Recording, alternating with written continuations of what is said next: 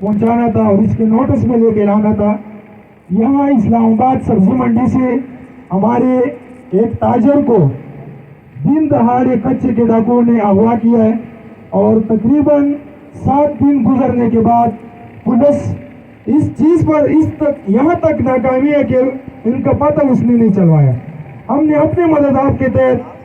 अपने असर रसूख के ज़रिए इनकी इन्वेस्टिगेशन की और हमें ये पता चला कि वो इस वक्त कच्चे के डाकुओं के कब्जे में है। तो दोस्तों, ये हमारे जो हुसूसन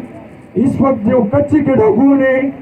एक हमारी पुख्तून कम्युनिटी को जिस तरीके से टारगेट किया है, ये बहुत ज़्यादा अफसोसनाक है और इस पे तमाम इदारों को एक्शन लेना चाहिए। मैं मुश्ताक साहब से दरख्वास्त करता हूँ कि आप हमेशा मजलूमों की आवाज़ उठाते हैं, जिस तरह आपने फ़लस्तीन की मजलूमों की आवाज़ उठाई, इस तरह हमारे एक मजलूम ताजर जो अपने बच्चों के लिए रोज़ी कमा रहा था यहाँ पर, उसको दिन दहाड़े दोपहर 2 बजे यहाँ से अगवा करके रेवंड ले गया है और रेवंड से उसको बदीन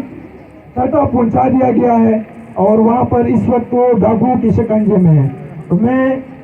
मुश्ताक साहब से एक मरतबा फिर गुजारिश करता हूँ कि आप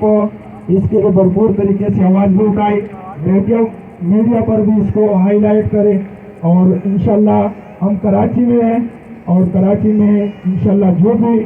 वहाँ पर इस तरह धरना होगा, अगर जो भी इंशाल्लाह आप लोगों का हुक्म होगा, हम वहाँ पर आप लोगों के लिए हाजिर होंगे। जज़ाकल्लाहु खैरन।